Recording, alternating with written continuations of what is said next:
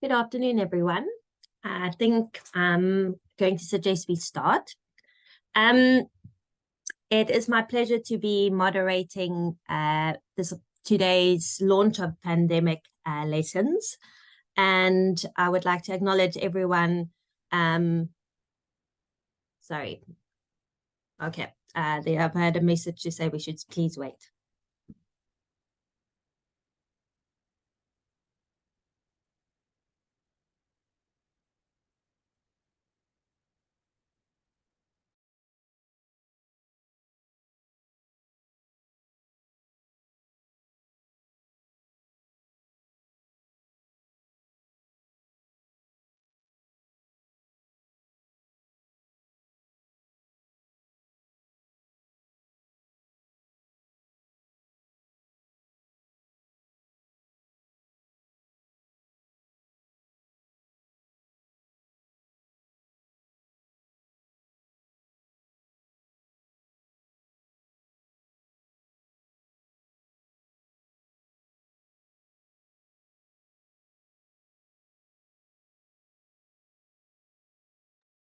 We're going to give it one more minute.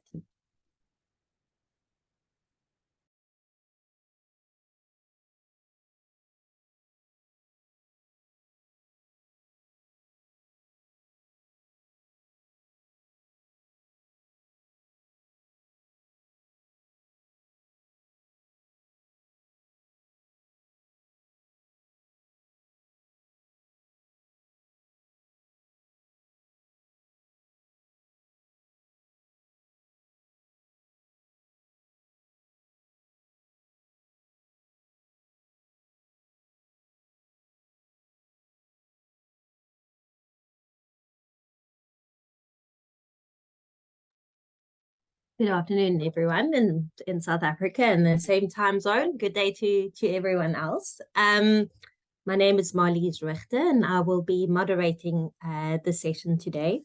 It is my pleasure that we will be doing so with the launch of Pandemic Lessons, which is a project that we, together with the authors here present and elsewhere, have been working on for at least a year. I would like to start us off by suggesting a minute of silence for the many lives that we've lost through the pandemic, and also the many healthcare workers who sacrificed time and lives to assist in the pandemic response. And I would like to suggest that we just take a couple of seconds to remember the sacrifices made.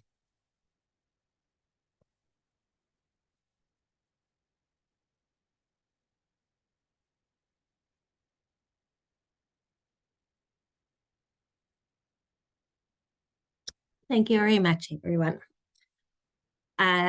Something that I suspect many of us did during the pandemic is to go to the website, The World in Data, which I realize I haven't done for quite some time. And when I checked the cumulative deaths today, it stood at more than 6 million. And we know that that is likely to be an underestimation. But the immense burden and sacrifice of many lives during this pandemic is a theme that I think many of our authors reflected on, and was also the Pandemic Lessons Compendium was written during a time where many of the authors in the compendium had many demands on them by the pandemic. I would like to formally introduce our speakers today. We're going to start off by Professor Madhu Pai. We will then, his remarks will be followed by Candace Sahoma from Doctors Without Borders, Médecins Sans Frontières. We will then hand over to Laura Lopez Gonzalez. We will talk a little bit about the process of the book, and then end off with the HJI's Fatima Hassan. The Pandemic Lessons Compendium is live at the moment on our website, and we will share the link shortly. And I I would like to take this opportunity to thank Laura, especially for all the very hard work that she put in putting this this compendium together, and the authors who contributed some really key pieces. Madhu, can I hand over to you for your remarks, please? Thank you, Marlies, Fatima, and everyone. And thanks, everyone, for joining. Really happy to see this book come out. When Fatima and others approached me to write an afterword for this book, I was wondering what I'm going to say, because this has been such a tough few years. And I just want to talk a little bit about these autopsies or accountabilities that we are engaged in, on what went wrong and what we can learn. There are obviously these autopsies and analyses being done in the global north. Many of you would have seen a 4-part BMJ series that we did on where Canada got it wrong and what we could have done better. And I know there are a few Canadians on this call. And one of the pieces that we wrote was where Canada failed on supporting global vaccine equity. And that critique, initially, I was not sure when I was asked by the BMJ editor, Jocelyn Clark, of what would be the purpose of all of this, because when we did all the advocacy with the Canadian government, nothing worked. And I felt very despondent that it is impossible to push anyone here to do the right thing. But I think Dr. Clark told me this, that regardless of what happened, it's important to document what happened. For the future, for anyone who's looking at this in the next pandemic, there should be a record of what happened. And then that's why we went ahead and did that 4-part series on Canada, on how Canada failed in many of the things we could have done better. And I would argue such accountability is necessary in all global North nations. US, for example, why did the world's richest country lose 1.1 million lives? Completely unnecessary. It is not a matter of lack of science, technology, vaccines, medicine, smart people, CDC. The whole world's talent pool was available at that country's disposal, and yet they failed miserably. So did UK, so did many other countries. But what I also think is that we need more and more accountability, autopsies from the global South. Because as the book beautifully lays out, it's the global South that has been devastated in this pandemic. Most of the excess deaths have happened there, and the global South, especially the African continent, has been completely left behind time and time again. No surprise this time around when Fatima used the word vaccine apartheid based on AIDS apartheid. I now understand exactly why she chose that term and how perfect that term turned out to be in the very end, right? So from that perspective, it is wonderful to see an account primarily with Global South voices, which are rarely heard or seen in Global North run journals. And I think we need more and more of this. I've seen one similar effort in India, all documented by primary care practitioners in India's villages, and that book is published. So these are two examples that I would hold up, one from India and one from South Africa, on the kind of accountability we need from the global South. Now, where is all this accountability going to be used? Well, I would argue that the opportunity is right in front of us, this pandemic accord that is being negotiated. And it is so sad to see how watered down and diluted it is gotten. And even the last-ditch effort that is being made at UN General Assembly this week does not look like it's going to really make much of a difference, apart from generic statements and platitudes and voluntary sharing. I mean, my own country is apparently editing out the equity clauses and replacing compulsory sharing with voluntary sharing. We've already seen how disastrous this voluntary sharing business is. I can't imagine any company, any pharma voluntarily sharing anything. It is simply not going to happen. This time, next time, it doesn't matter what the disease is, what the pandemic is. So it almost seems like global North nations have not only forgotten every lesson we've learned, they are actively holding on to the charity model of global health. We will voluntarily give you when we are ready to give you.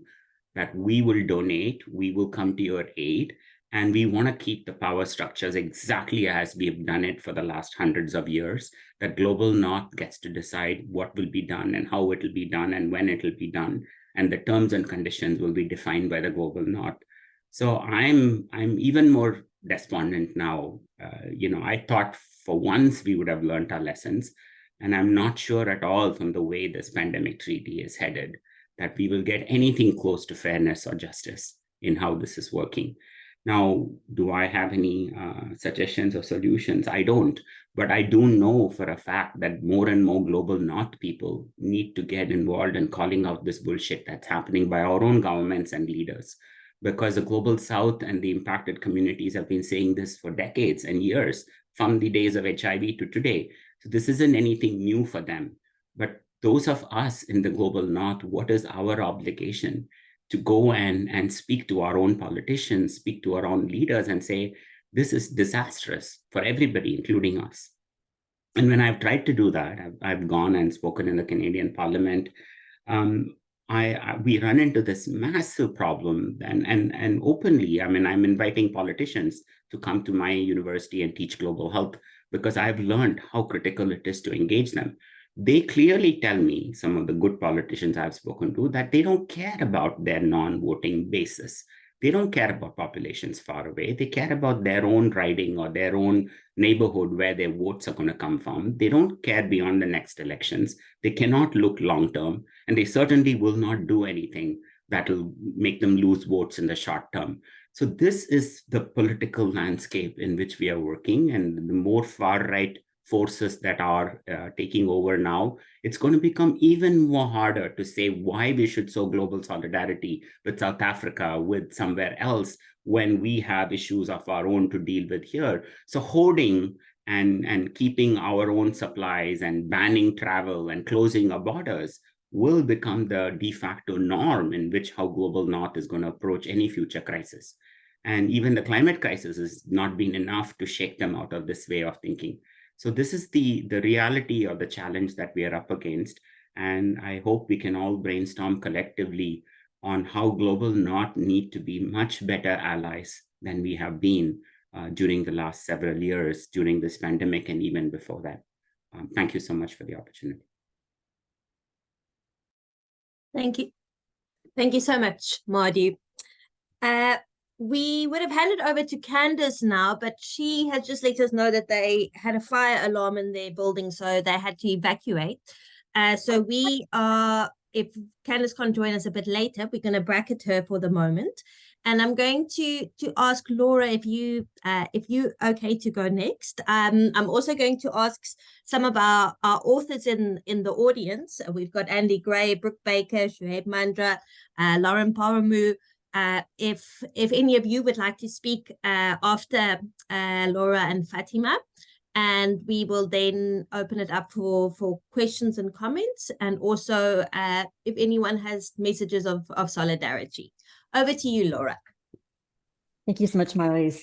My name is Laura Lopez Gonzalez. I'm a freelance health journalist. I've covered health for almost 2 decades.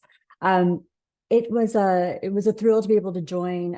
It's a thrill to be able to join Health Justice Initiative in launching today's book, which, as Marlies said, was the product of about a year's of hard work by the initiative and by many of the writers featured in this book, who had graciously entrusted me with their writing as part of the editing process. Many of them have been my sources for years, and I really owe a great personal debt to what they've sort of taught me.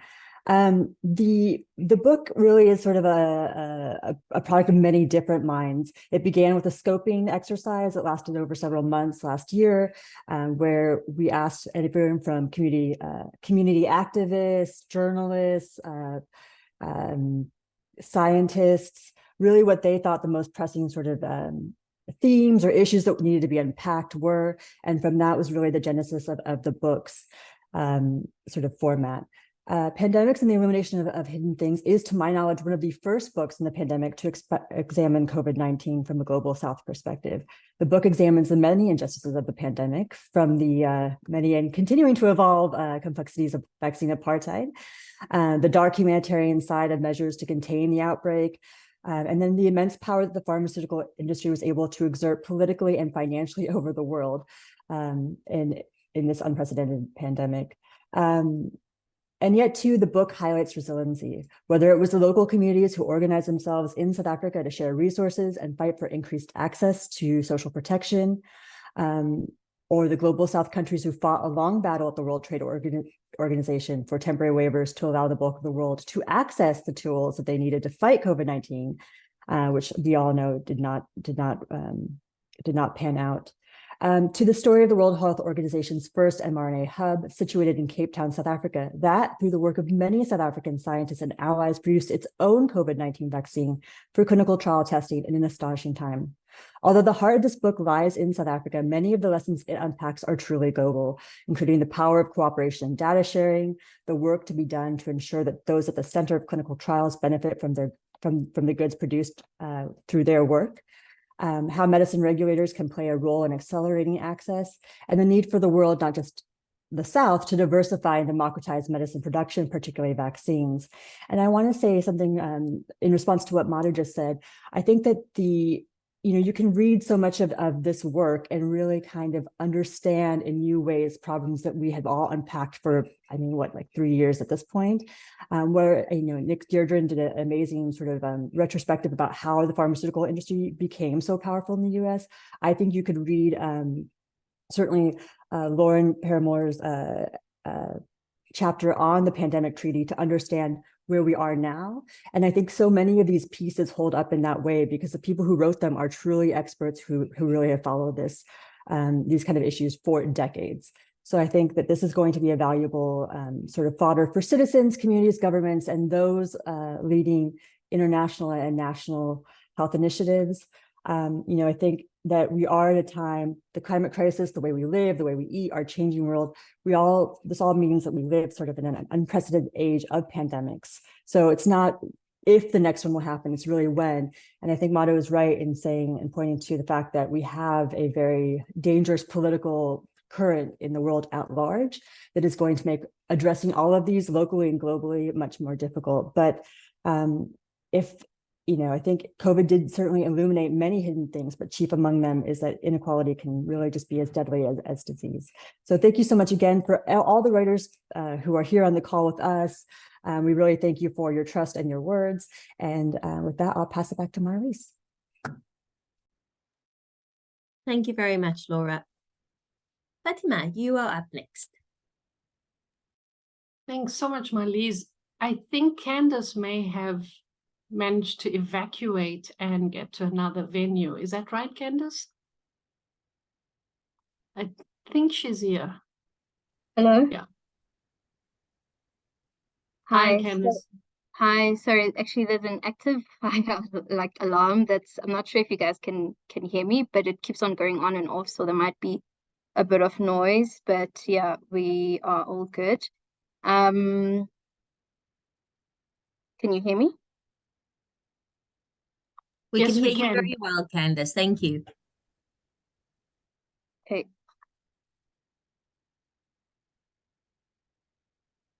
Candace, would you like to say your few words now if you have the breath?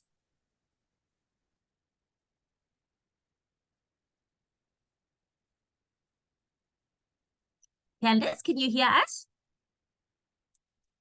I know Candace's building has a lot of stairs, so I'm going to give her some time to catch her breath and see if we can get connection with her. Fatima, would you mind including your remarks now? Okay, thank you so much, Marlies.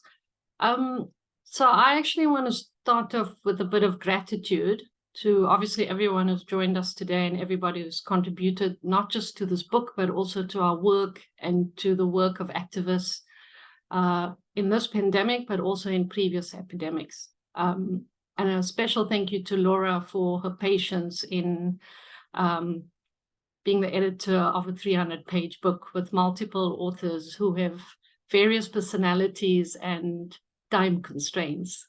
So huge gratitude for that. And to Marlies, who was the project lead for this book. So this companion, which is really beautiful, would not have happened without Laura, Marlies, and Althea from our office, and many others, including our design team, our proofreader, just a lot of hands It was really a labor of love, born out of a lot of anger. And so I'm glad that Madhu has paved the way for me to talk about vaccine apartheid and vaccine nationalism. So I just wanted to also thank the speakers for today, and also the authors who all gave off their intellectual contributions and really a generosity of spirit. We're an NGO that's small, donor funded. We started in the middle of the COVID pandemic. So everybody actually contributed freely and also very kindly and very generously. And I think that that's what we need as a movement of medicine access people, to be able to rely on each other and have that solidarity. Now, we could have had another 50 chapters, but at some point, Laura said enough. And, you know, said that we could only have a handful of chapters to give you a glimpse into what happened in this pandemic. But there are also a series of Q&As with activists on the front line.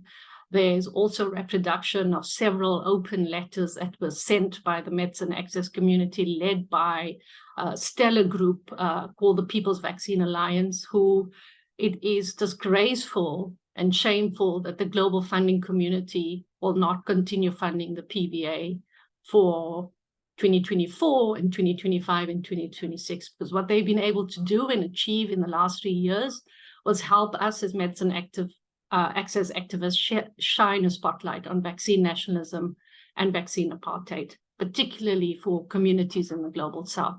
So if there are donors and if there are funders and if there are government officials, I would urge you that instead of lining the profits of pharmaceutical companies, as we've seen just a few days ago in a very historic win for us as HAI, through a series of very one-sided contracts where South Africa was even overcharged for vaccines, apart from other kinds of demands and obligations, that instead of lining their pockets, you should be funding the efforts and work of civil society groups and organizations.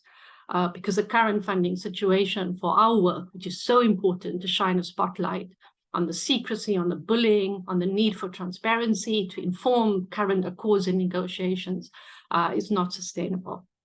So I want to, if Marlies would permit me, tell you two very quick stories.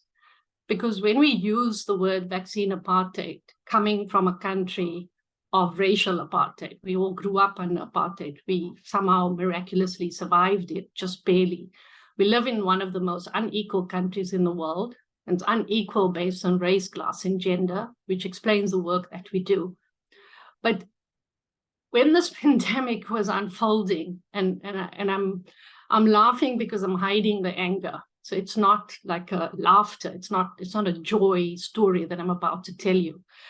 We were waiting for vaccine supplies in the first 2 quarters of 2021.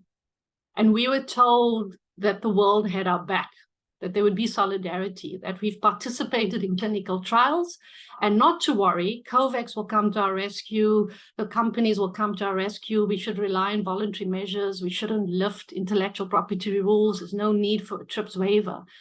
And there was a massive PR announcement that South Africa was going to get one of the first licenses to fill and finish vaccines, which were meant to be for Africans. This is the Johnson & Johnson vaccine. And we lost loved ones. We couldn't go to funerals because of lockdown rules. We couldn't see people dying on their last few days in hospital. We had high levels of morbidity and mortality, a reminder of what happened in HIV/AIDS.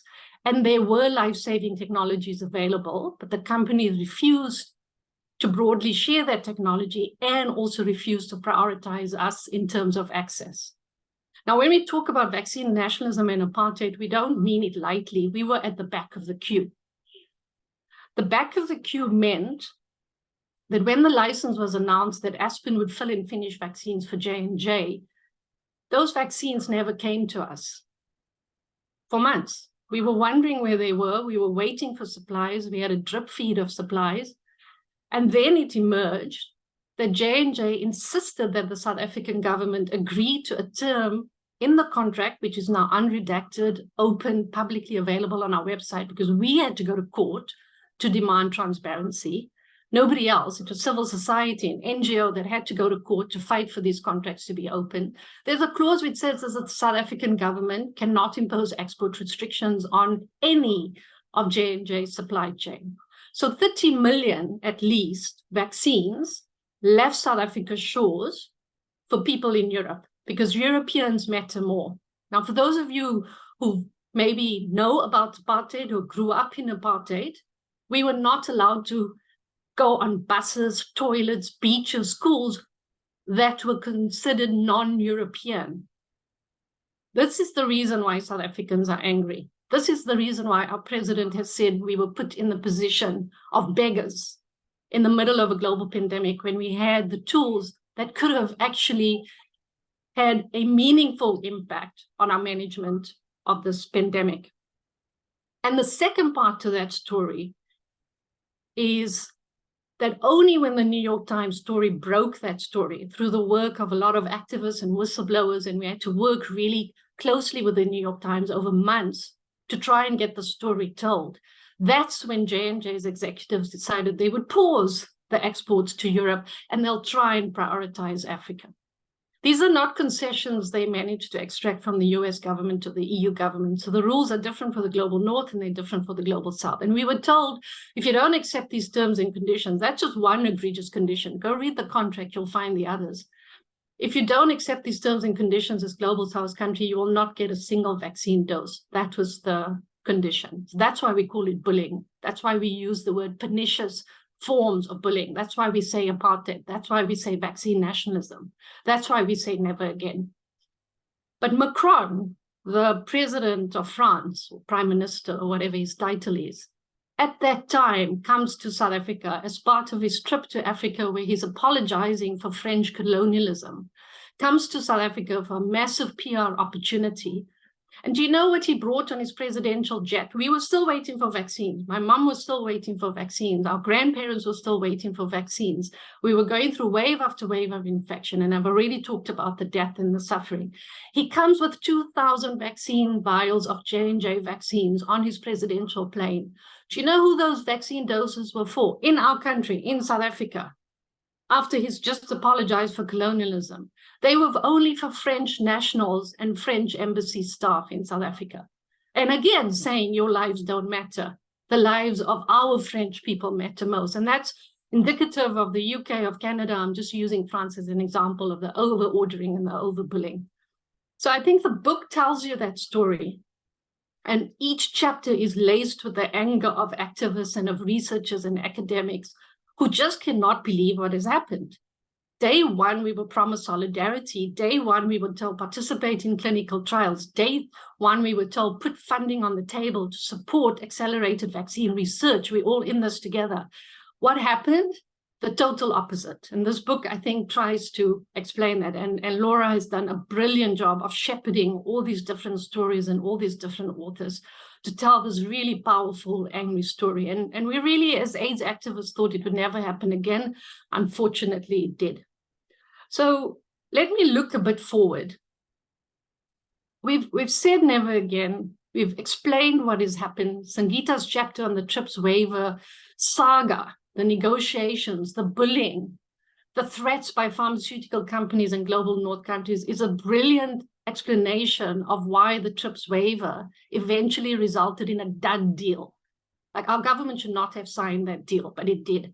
We don't even still have a decision from the WTO on therapeutics and diagnostics. Imagine 14 million people dead at least. And you can't decide on intellectual property rules on vaccines fast enough, and you still don't have a decision on therapeutics or medicines, which is why one course of Paxlovid now costs 14 to 16,000 Rand in South Africa. I mean, who can afford that? You know, it's shameful. It's an injustice. So I'm sitting in New York right now, and, you know, really privileged to be able to go to all these different UN General Assembly events. And Madhu's right, we're negotiating a pandemic accord and treaty, and the same lobbying and the same opposition to the TRIPS waiver is now currently taking place on a provision in the pandemic accord that relates to transparency. The zero draft talks about transparency in pricing, and we've seen in the last 10 days why secrecy on pricing in different countries actually harms a public health response through the disclosure of the unredacted contracts for South Africa. And the second element it deals with is transparency of the terms and conditions. And again, we've seen with the South African disclosure of the contracts in an unredacted form, why those terms and conditions matter, whether it's export restrictions or not placing export restrictions, indemnification, confidentiality provisions. There was no language even on any guarantees on volumes or delivery schedules or price. There's just a lot of obligations placed on governments in the global south, but very little obligations or risk placed, you know, on the shoulders of the CEOs of these pharmaceutical companies. So by the way, the PVA has done some great work to show that we've had 40 COVID-related billionaires in the space of 2 years. And it's also shown the high levels of profit that these companies have made. So anybody who says that, you know, they were in this for the bet, you know, to safeguard humanity and it wasn't a lot of money, I think should really go read those PVA reports. So we are hoping, and Marlies, I'm going to summarize now, and thank you for the indulgence. But as we go through this week, the pandemic accord, the amendment of the international health regulations, the finalization of the WTO process, is a big meeting next week in Geneva where civil society has been asked to make input on extending the deal to therapeutics and medicine. Those are all relevant. And I think we have to say as a community, we are watching you. We are going to hold global leaders accountable. You can't be, you know, spending a week in New York, staying at expensive hotels, saying wonderful things in your press statements, but then not translating that into concrete action for the people that matters the most. The Q&A with Tinashe from the People's Health Movement in this book is so powerful. It tells you what it really means to be a frontline health worker and a community health worker and an activist, and what it actually really means for us in Africa when you hoard knowledge, when you hoard supplies, and when you extract our participation in clinical trials. So with that, I just want to say that this last few days has shown that when you have concerted, combined action by civil society groups in challenging secrecy, you can actually use the rule of law to win. We've shown that in South Africa. When you have entire movements fighting a pharmaceutical company on the price it charges for an essential TB drug, again, the same culprit, Johnson & Johnson. And when you can challenge its patenting practices, here evergreening in South Africa, then change can happen, and it can happen slowly, but it definitely can happen. So I think there's a perfect opportunity for us, all of us that are in New York this week, elsewhere in the world, to start making greater demands of our government and to also stop treating pharmaceutical companies as if they're God. They're not. They are unelected CEOs of companies who have shareholders and boards who need to be held to account in a much greater way. So I want to end by reminding you of a piece that myself, Kamran Abbasi, and Gavin Yami wrote at the beginning of this pandemic. And we said that if you hoard supplies and hoard knowledge in the middle of a pandemic, it should be regarded as a crime against humanity. Thank you. Thank you very much, Fatima. Candice said she was going to try and speak with the big noise behind her. Candice, can we see if we can hear you? Can you hear me now? We can hear you perfectly. Please go ahead, Candice, if you can. Okay, thank you, and apologies for that, everyone. I think, yeah, the alarm has gone off now, so hopefully you guys can hear me. So yeah, so I was asked to just pick I think a question of interest from the book to reflect upon. And so yeah, so I think in my reading of the book, I just tried to answer, or rather reflect on a question that was asked to one of the interviewees on whether if there was anything that surprised you about the response from government in the global north and international organization. And I reflected upon that because as I was working during the pandemic and responding in the work that I do, I reflected a lot on that, and I could only make sense of all that was happening with what I had learned during my postgrad studies in development studies. And I drew parallels to how the global North maintained reliance of African countries to the North through developmental aid, and how developmental aid was used as a charity model, to evade systematic growth for the African continent. And I could say the same about the response to COVID, and how in the face of African countries unifying and pushing for their own independence through a call for sharing of IP and sharing of technology in order for them to manufacture COVID-19 tools, and the global North, fighting and tooth and nail to block that aspiration, to also maintain Africa's reliance. I could sort of draw parallels from both that historic, times and how things have always happened, and to the current times when we were responding to the COVID-19, that it was actually unsurprising that the response was that way. It actually, more than anything, reinforced the belief in which, and also just seeing how the global North has built themselves, that it's actually in their fiber of Western countries to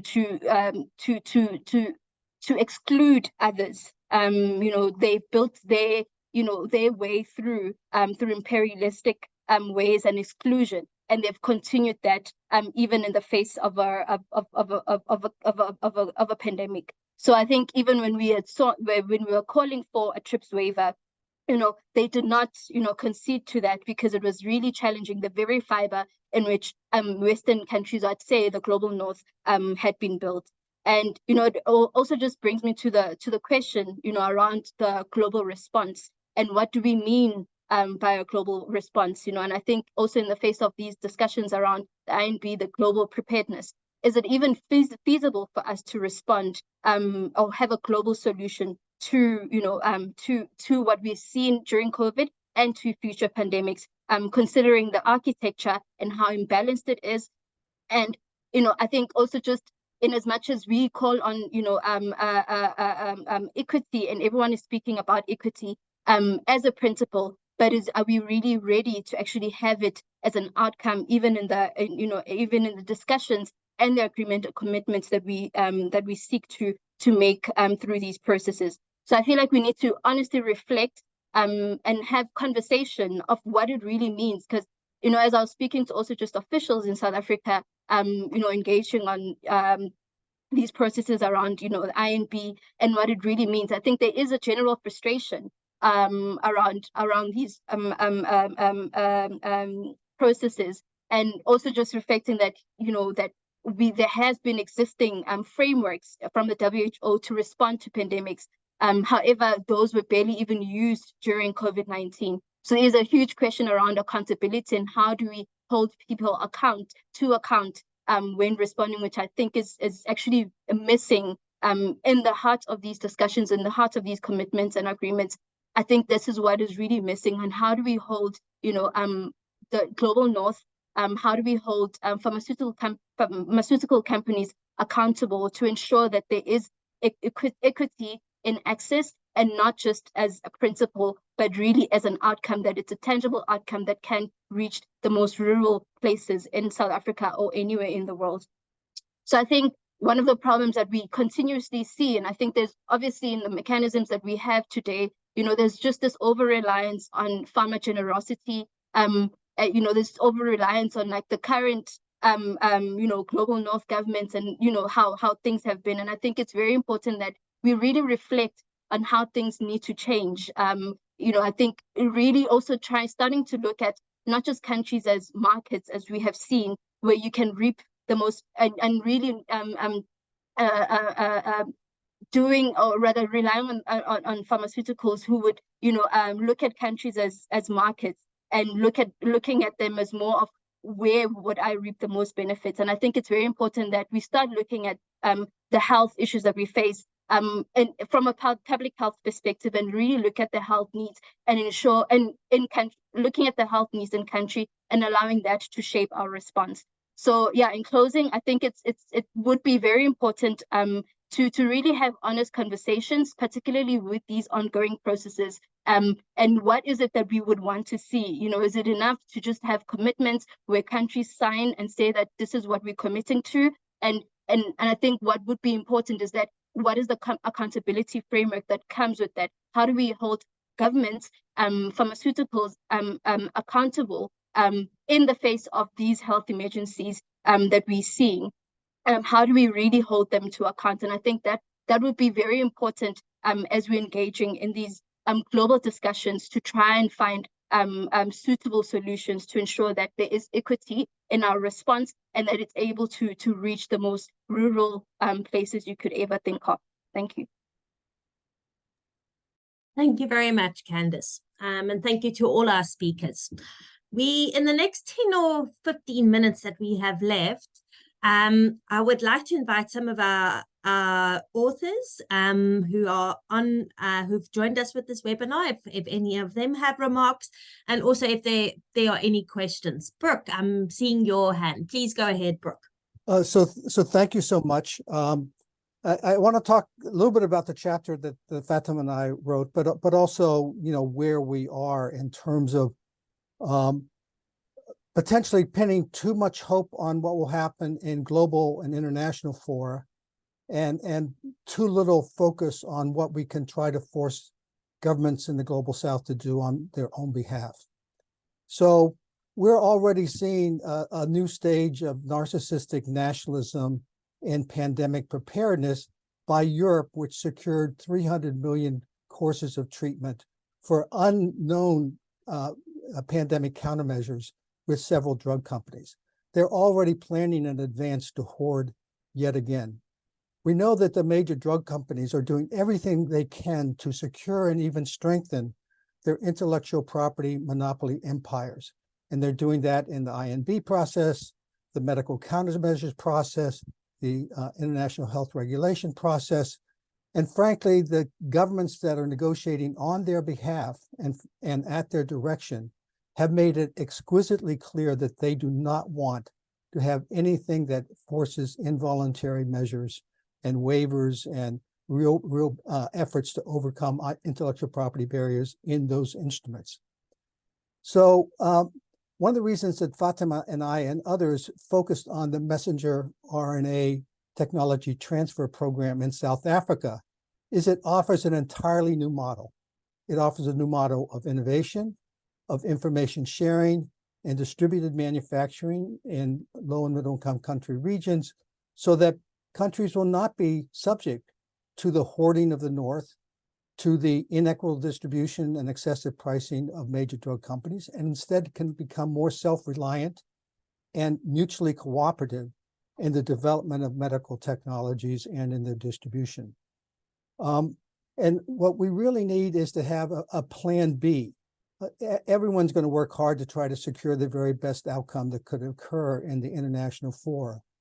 But we can't let our governments in the global south only stand at the, in the edges of those negotiations and watch the powerful manipulations of pharma and US and Europe, without simultaneously taking all available steps to secure their own capacity to deal with the health of their populations in the future. And that means collaboration and cooperation. That means coming up with a new model for innovation and for access, like the messenger RNA technology transfer hub shows. We already saw with the waiver that countries put a lot of effort, including South Africa, into trying to secure an international agreement, and what a dismal outcome there was. And it's shameful that during that entire period of time, an amended Patent Act has sat on the desk of the Department of Trade and Industry in South Africa and has not seen the light of day, even though activists have worked in South Africa since 2011 to get needed changes in the domestic patent law. So there's a lot that Southern governments can do, South Africa included.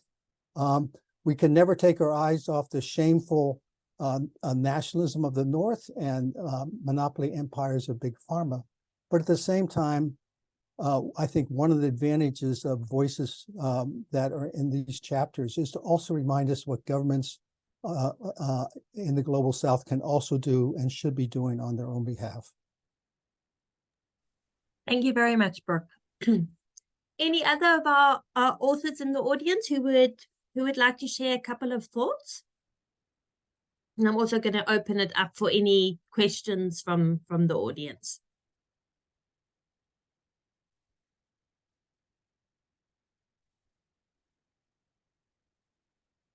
Yes, please go ahead, Andy.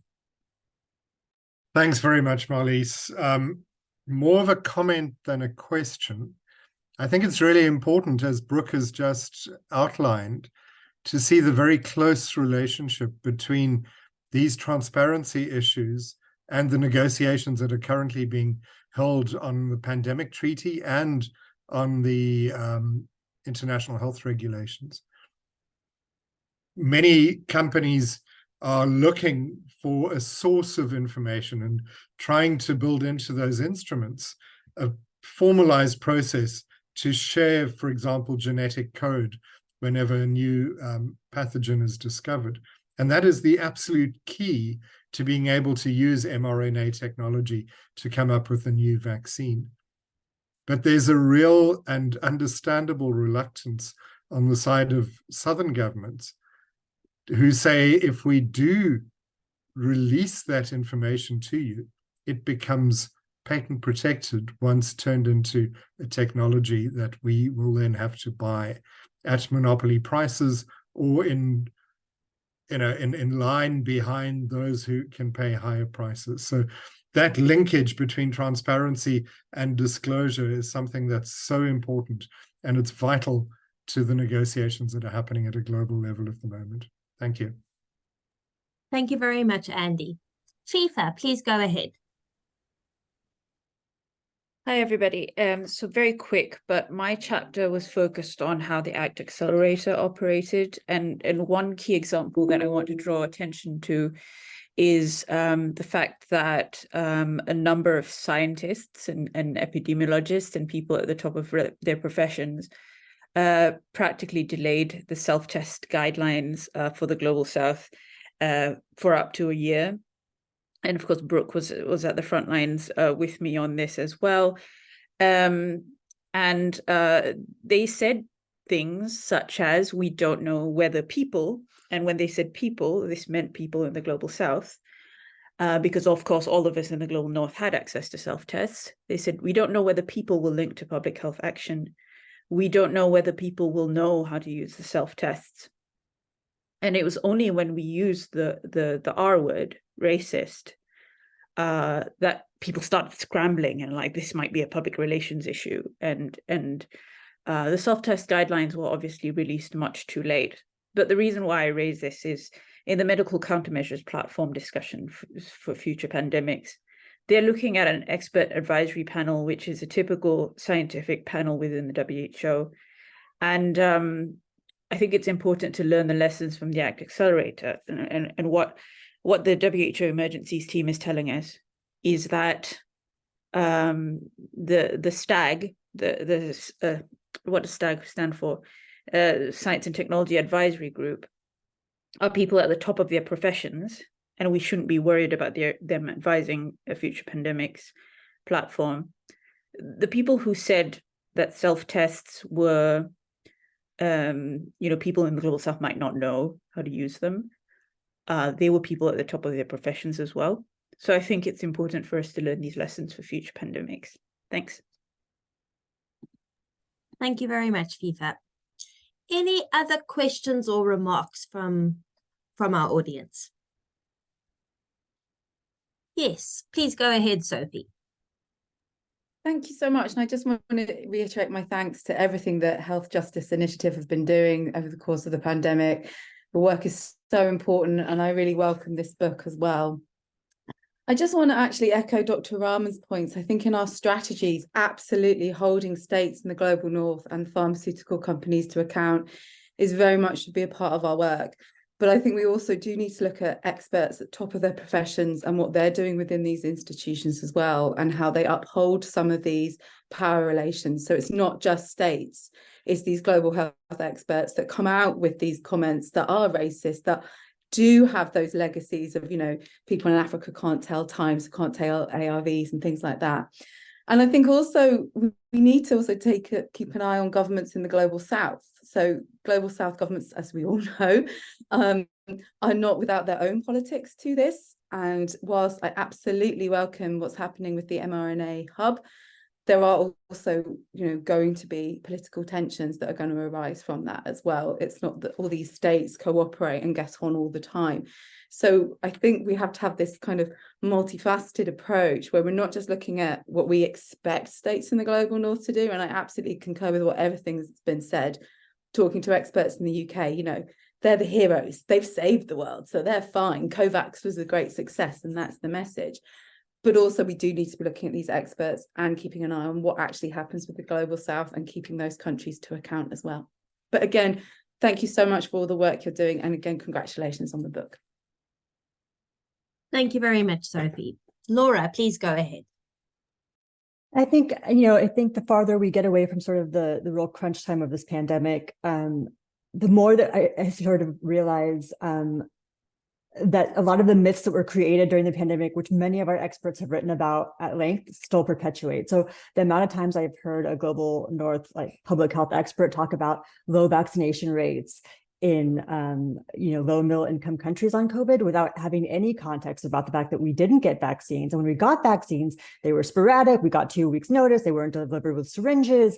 Like, so I think that we need to continue to undo those narratives that certainly have been perpetuated. And I think it's, again, why a book like this is so important, to bring these perspectives to the fore, and to keep reminding people that the way that history is being told right now, even in the direct aftermath, is not really the full picture of what happened. Thank you.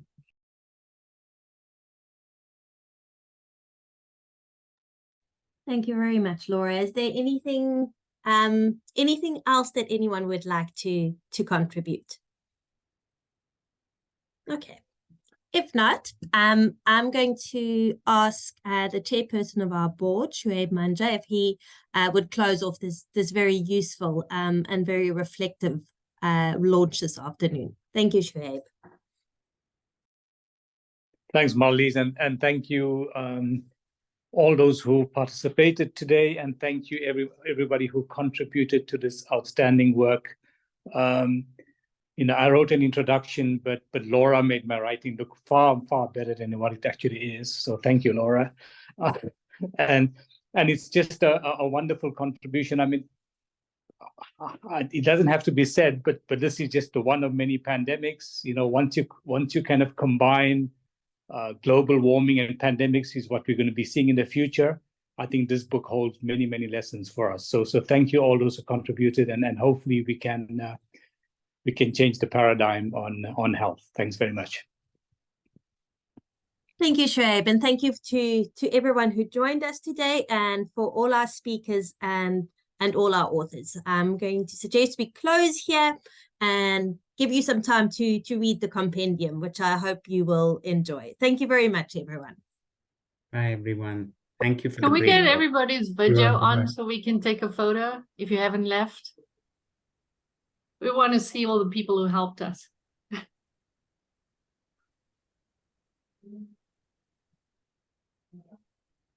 Everyone who's in their pajamas has left.